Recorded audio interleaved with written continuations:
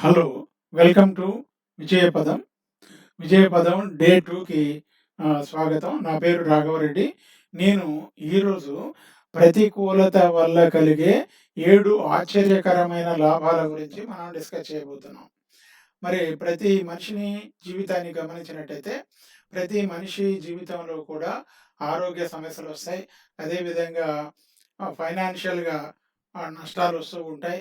రిలేషన్‌షిప్‌లో ప్రాబ్లమ్స్ వస్తూ ఉంటాయి. అదేవిధంగా ఉద్యోగంలో, వ్యాపారంలో కూడా ఇబ్బందులొస్తూ ఉంటాయి. అయితే కొంతమంది గమనించినట్టయితే వాళ్ళకి క్రైసిస్ వచ్చినప్పుడు, ఇబ్బందులొచ్చినప్పుడు దాదాపు ఓటమి అంచుకు పోయినా, ఓటమిలోకి పోయినా కూడా వాళ్ళు ఒక్కొక్కసారి కొంతమంది అదే విధంగా అడుగంటిపోతారు. కొంతమంది దాన్ని తట్టుకొని నిలబడగలుగుతారు.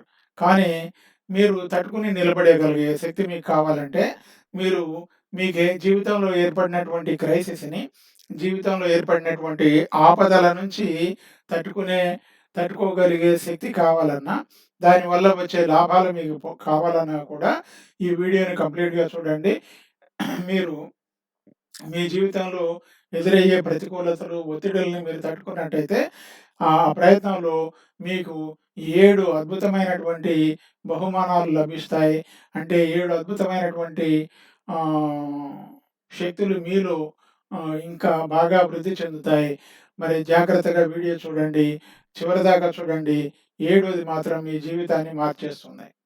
నంబర్ 1, మీకు భావోద్వేగమైనటువంటి మీరు మీకెదురైనటువంటి మీకెదురైనటువంటి సవాళ్ళని, ప్రతికూలతలని లేదా క్రైసిస్‌ని మీరు అధిగమించినట్టయితే మీలో భావోద్వేగాలను ఎదుర్కొనేటటువంటి శక్తి పెరుగుతుంది. అంటే భావోద్వేగాలని అదుపు చేసేటటువంటి దృఢత్వం పెరుగుతుంది. కాబట్టి మనం గమనించినట్టయితే కొంతమంది జిమ్‌కెళ్తూ ఉంటారు. చిన్నప్పుడు మనం అందరం ఎక్సర్సైజ్ చేస్తూ ఉంటాం. వాకింగ్ చేస్తూ ఉంటాం. ఎక్సర్సైజ్ చేయటం వల్ల మన కండరాలు, మన యొక్క అవయవాలు గట్టిగా, దృఢంగా తయారవుతాయి. అదేవిధంగా మీరు మీ భావోద్వేగాలకి కుంగిపోకుండా, మీకెదురైనటువంటి నెగెటివ్ సిట్యుయేషన్‌కి కుంగిపోకుండా ఒకవేళ మీరు తట్టుకోగలిగినట్టయితే, మీకు అటువంటి పరిస్థితులని మీద భవిష్యత్తులో ఇంకా ఎక్కువగా సునాయాసంగా కంట్రోల్ వస్తూ ఉంటుంది. మీలో ఓపిక పెరుగుతుంది, ధైర్యం పెరుగుతుంది. మీరు ఆందోళన, భయము వీటితోటి డీల్ చేసే విధానం అనేది ఇంప్రూవ్ అవుతుంది. కాబట్టి మీరు భవిష్యత్తులో ఒక ఆపద నుంచి, 2 ఆపదల నుంచి మీరు బయటపడితే, క్రైసిస్ నుంచి, రిలేషన్‌షిప్ క్రైసిస్ నుంచి బయటపడ్డా, లేదా ఫైనాన్షియల్ లాస్ నుంచి బయటపడ్డా, ఉద్యోగంలో, వ్యాపారంలో ఎదురైన సంఘటనల నుంచి బయటపడ్డా, మీరు భవిష్యత్తులో ఇంకా చక్కగా, దృఢంగా సమస్యలను డీల్ చేసే శక్తి పెరుగుతుంది. అది ఒక బహుమతి మీకు. రెండో బహుమతి, మీకు టఫ్ టైమ్స్ వచ్చినప్పుడు మీరు బయటకి వెళ్ళలేక మీలో మీరు మీలో మీరు పునరాలోచన చేసుకునే అవకాశం దొరుకుతుంది. ఎప్పుడైతే టఫ్ టైమ్స్ ఉంటాయో, టఫ్ టైమ్స్‌లో మీరు మిమ్మల్ని మీరు మరలా పునర్ ఆలోచన చేసుకునే అవకాశం దొరుకుతుంది. కాబట్టి ఆ విధంగా మిమ్మల్ని మీరు తిరిగి ఆలోచించుకోవటం, మీరు చేసే పనులని సరిచూసుకోవటం వల్ల మీ జీవితం పట్ల మీకు ఉన్నటువంటి అవగాహన ఇంకా బాగా ఇంప్రూవ్ అవుతుంది. బహుశా మీ జీవితాశయం పట్ల ఒక స్పష్టత వస్తుంది. మీ జీవితాశయం పట్ల మీకొచ్చినటువంటి స్పష్టత అనేది మీకు ఎదురైనటువంటి క్రైసిస్ నుంచి బయటపడటానికి దారితీస్తుంది. అదేవిధంగా నేను నా జీవితంలో నేనేం చేయాలి? నా జీవితానికి అర్థమేంటి? పరమార్థమేంది? నా జీవితంలో నేనేమి సాధించాలనేది లోపల మీకొక చైతన్యం అనేది ఏర్పడుతుంది. అంతకుముందు లేనటువంటి చైతన్యము ఈ క్రైసిస్ తర్వాత ఏర్పడుతుంది. ఫలితంగా మీరు మరింత మెరుగ్గా రాణించగలుగుతారు. ఇది రెండో బహుమతి. మూడో బహుమతి ఏందంటే క్రైసిస్ వల్ల క్రైసిస్ వల్ల, ఆటంకాల వల్ల, హ్మ్, ఓటమి వల్ల, ఇబ్బందుల వల్ల, ప్రతికూలతల వల్ల వచ్చేటటువంటిది ఇంకోటేందంటే, మీరు చాలామంది మెజారిటీ పీపుల్ ఏం చేస్తారంటే, దేవుడి వైపు, దైవత్వం వైపు, దైవ చింతన వైపు మరలుతారు. కాబట్టి మీలో ఉన్నటువంటి ఇగో అనేది తగ్గిపోతుంది. మీ యొక్క మనసు మరి దైవత్వం వైపు మళ్ళుతుంది. ఆ విధంగా మళ్ళటం వల్ల మీరు జీవితాన్ని విశ్వసిస్తారు. మీలో ఫెయిత్ అనేది పెరుగుతుంది. అదేవిధంగా మీ జీవితానికి భగవంతుడు ఏదో ప్లాన్ ఇచ్చిండనేది నమ్మటం మొదలుపెడతారు. ఇది మూడవ బహుమతి. నాలుగో బహుమతి గమనించినట్టయితే ఎప్పుడైతే మీకు ప్రతికూలత ఉంటుందో, ఎప్పుడైతే ఆటంకాలుంటాయో, ఆటంకాలు, ప్రతికూలతలున్నప్పుడు మీరు ఇంకా ఏకాగ్రత పెరుగుతుంది. ఇంకా క్రమశిక్షణ పెరుగుతుంది. మీరు ఎనర్జీ వేస్ట్ చేయటం అనేది ఉండదు. టైం వేస్ట్ చేయటం ఉండదు. చాలా సార్లు మరి ఇంపార్టెంట్ డెసిషన్స్ తీసుకుంటారు. ముఖ్యమైన డెసిషన్స్‌ని తీసుకుంటారు. ఈ విధంగా మీరు ముఖ్యమైన డెసిషన్స్ తీసుకోవటం వల్ల మీ ఆలోచన అనేది చాలా షార్ప్‌గా మారుతుంది. మీ యొక్క అలవాట్లు చక్కగా తయారవుతాయి. అదేవిధంగా మీలో ఏది బెస్ట్ ఉందో ఆ బెస్ట్ బయటకొస్తుంది. నంబర్ 5 దీన్ని కంపాషన్ అంటాం. అయితే కంపాషన్ అంటే మనం ఇతరులని అర్థం చేసుకునేటటువంటి గుణం అనేది మనలో పెరుగుతుంది.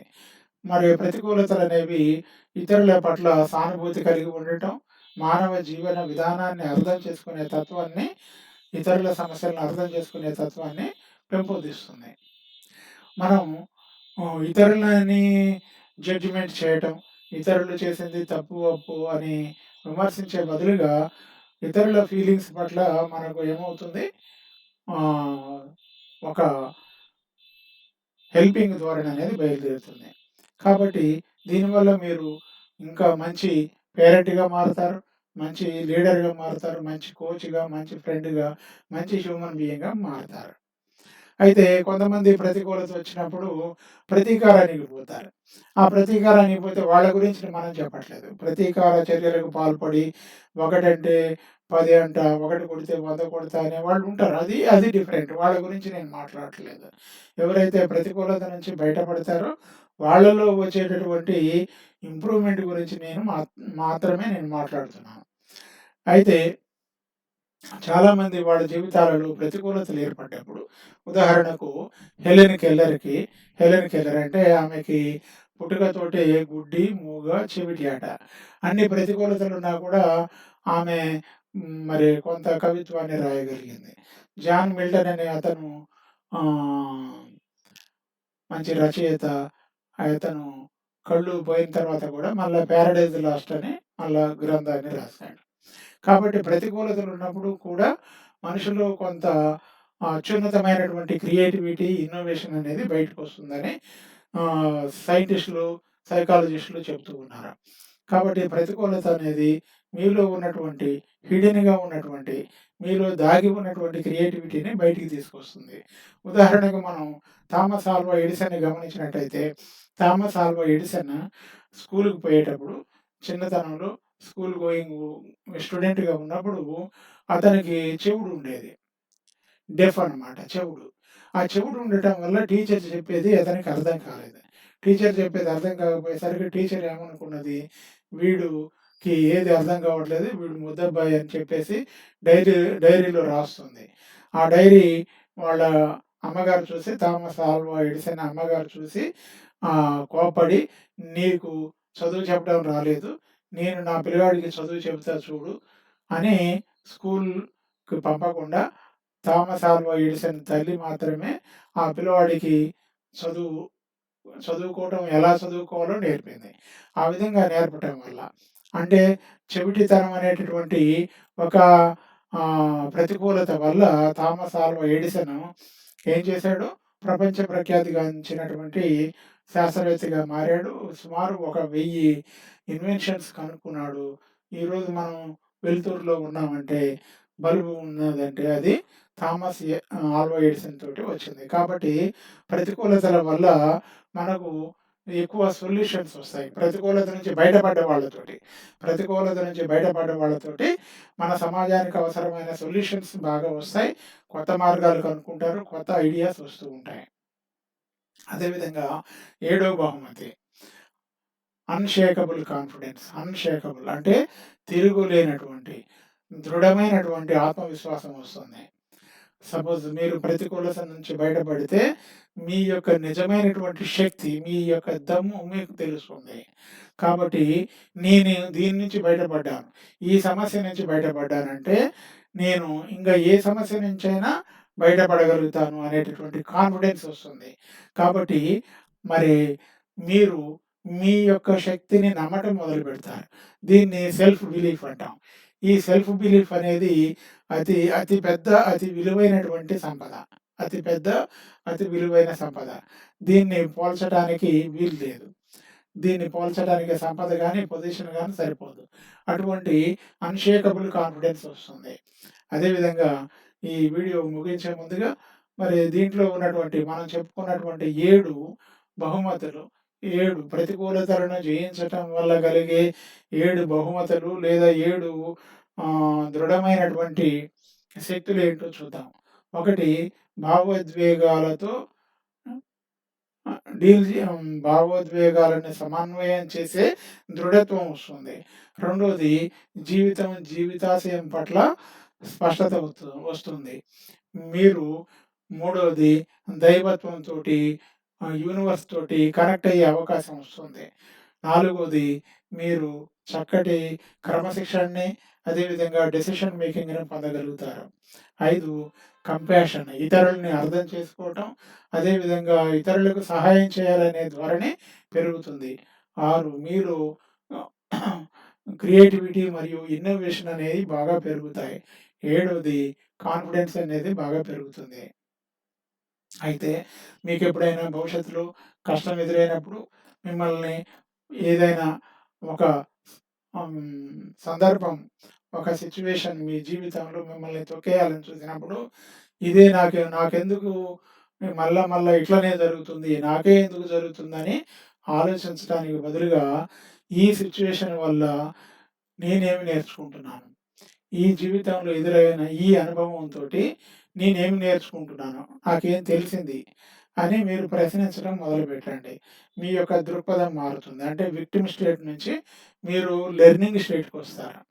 అయితే ఈ వీడియో మీకు వాల్యుబుల్‌గా అనిపించినట్టయితే పక్కనే ఉన్న లైక్ బటన్‌ని క్లిక్ చేయండి. సబ్స్క్రైబ్ చేయండి. ఈ ఛానల్‌కి సబ్స్క్రైబ్ చేయండి. మరి మీరు మీకెదురైనటువంటి ప్రతికూలతలో మీరు మీకెదురైన ప్రతికూలతల నుంచి ఏ బహుమతి పొందారు? ఏ రివార్డ్ పొందారో గమనించారా? దాన్ని కామెంట్ చేయండి. నేను కూడా దాన్ని చూస్తాను. కాబట్టి నేను ప్రతిరోజు ఉదయం 10 గంటలకు ఒక వీడియో అప్‌లోడ్ చేస్తున్నాను. సాయంత్రం వచ్చేసి 7 గంటలకే లైవ్ ఉంటుంది. మరి ఈ వీడియో డిస్క్రిప్షన్‌లో నా వాట్సాప్ గ్రూప్ లింక్ ఉంది. ఒకవేళ మీరు లైవ్‌కి అటెండ్ కాదలుచుకుంటే, లైవ్‌లో నాతోటి మాట్లాడదలుచుకుంటే, నేను చెప్పేది లైవ్‌లో వినదలుచుకుంటే జూమ్‌లో మరి వాట్సాప్ గ్రూప్ లింక్ ఉంది. మైండ్ పవర్ అకాడమీ లింక్ ఉంది. దాని ద్వారా జాయిన్ కండి. మీరు కూడా నేను చేసే ఈ ప్రయత్నంలో మీరు కూడా పాల్గొనండి. మీరు మీలో ఉన్నటువంటి గ్రేట్‌నెస్‌ని కనుక్కోండి. మీలో అపారమైన శక్తి సామర్థ్యాలున్నాయి. ఆ శక్తి సామర్థ్యాలని సానపట్టండి. దానికోసం నేను హెల్ప్ చేయడానికి సిద్ధంగా ఉన్నాను. మీరు కూడా రండి. జూమ్‌లో లైవ్‌గా రాత్రి 7 గంటలకి లైవ్ ఉంటుంది. దాంట్లో మీరు ముఖం చూసుకుంటూ ఒకళ్ళనొకళ్ళు చూసుకుంటూ ఉండొచ్చు. మరి లైవ్ క్లాస్‌లో పాల్గొనండి. Okay. Thank you. See you in the next video.